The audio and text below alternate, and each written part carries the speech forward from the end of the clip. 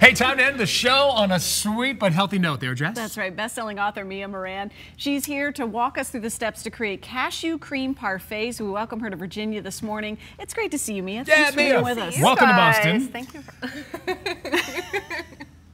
Thank you. I mean, it's the Boston. Why not? We love Right? Boston. We're just jumping right in. Cashews. Let's do this. What are we doing? These are healthy twists on something that I hope, my kids will eat. You were just asking me if I have, I have children. I have 2 little girls. I'm struggling right now because we're trying to introduce foods and we're going back to the same go-tos, and I know that I'm the guiding force. So how do we make these exciting for them? So the 2 things I find is that we tend to have a ton of extra dairy in our diets, especially kids. So this is a great alternative to dairy, to something that might be yogurt or whipped cream, or there's this, I'm going to share how you could make this savory and it would almost take the place of a cream cheese. Looking forward to it. Yeah, let's just jump right in. Yeah, all right. What do you think that too much dairy does in our diet? Well, I took out dairy and gluten and added in a ton of veggies 8 years ago, and I have not had an ear infection. I've not been on antibiotics. All my seasonal allergies went away. So I think a lot of times we just put up with sick kids, and it's not necessary. Okay. Yeah. Well, here's a great alternative. Yeah. So a little cashews? Yep, so we're just going to add some cashews. What would you say?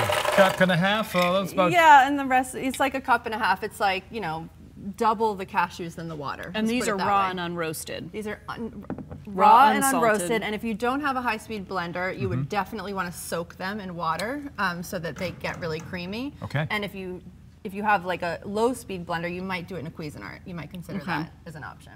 And then another thing that we have a little bit too much of in our diets is sugar. Yes. So I'm going to sweeten these with dates instead of with something that's a little bit. And those are naturally sweet. These are naturally sweet and I definitely have to say don't. And you remove the pit. And yeah, I was about to say, and you take the pits out. So the first ones didn't have pits in them, and now these don't take either.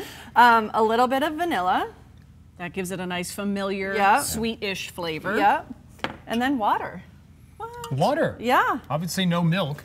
No milk, and no milk. Not a whole lot of water either. No, not a whole lot. I might add more if it doesn't blend. Extracting the dairy out of your diet, but would you want your kids to come in and help you with this as well? Do you like? Yeah, they love it. They say my book should have been called Noisy Food because it is a loud contraption. That's the follow-up. Exactly. Noisy food. But they love this. Not plain simple meals. Yeah, no, they love this. In it. fact, they got some for breakfast this morning when I was leaving the house. And you can serve it with any kind of fruit. You could use it as a dip to dip apples in. Right now we're making parfaits because you could actually close this up and pack it in a lunch.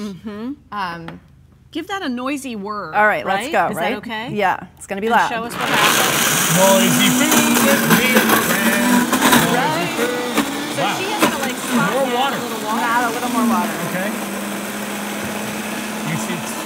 I see what you're saying, Mia, about the high-test Vitamix can handle this kind of load. Right. But if you were working with a lower test blender, or that you might want to switch gears to the food processor. Somebody said noise. I figured that was my cue. Yes, I should come in. I thought they said food. Just come on in, right? That too. Yeah. So you want this nice meals. and I want this a little smooth. bit more smooth, but it's a little noisy for our 3 minutes together. That's all right. We have 1 minute. So we have it all smooth right here. Oh, thanks. And you're welcome to dive in. Okay, sweet. I'm gonna have to get and then past the way berry that you trap make here. like almond milk or nut milk is you just add more water. It's the same thing. Is it really? Yeah. So it's just water and nuts. It's just the ratio is a bit there, different. And you know how you had chias on your smoothies earlier? We did. So if you put a little more water in this and then poured it into a jar with chia seeds and shook it up, that's how you make chia pudding. I would eat that all day long. That's how you make chia pudding? Yeah. That is super sweet. It tastes like a dessert. It is a dessert. Mia, and it's just give healthy. us a couple of other recipes you have in there real quick. Okay, so another thing is always be prepped to add in more veggies. So I just wanted to show you how easy it is to chop up tons of veggies on the weekend, cook some quinoa, which is naturally gluten-free, cook some lentils, and then you just pile them in a jar, putting the dressing at the bottom, and you can bring that into work. Pour it into a bar. yum. You flip the jar and then you're good to go. Yeah. I'm going in again. And one of the best ways to get healthy kids is to model it yourself, right? Right here. Plain, simple meals. The next book, Noisy Food. Mia Moran, thanks so much for coming in. Thank It's appreciated. you.